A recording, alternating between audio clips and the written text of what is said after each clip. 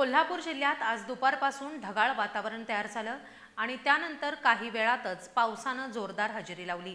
काही भागात हलक्याशा सरी तर काही ठिकाणी मुसळधार पावसानं हजेरी लावल्यानं नागरिकांची तारांबळ उडाली आहे। कोल्हापूर जिल्ह्यात आज पुन्हा एकदा पावसाने जोरदार हजेरी लावली।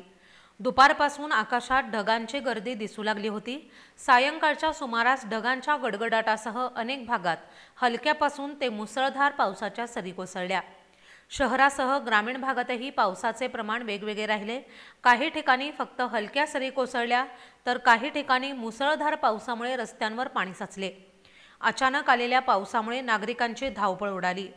पावसामुळे सध्या हवामानात गारवा निर्माण झाला असून उकाड्याने हैराण झालेल्या नागरिकांना थोडा दिलासा मिळालाय।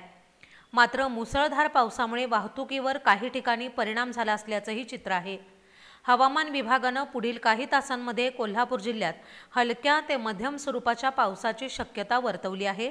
त्यामुळे नागरिकांनी योग्य ती काळजी घेण्याचं आवाहन प्रशासनाकडून करण्यात आलंय।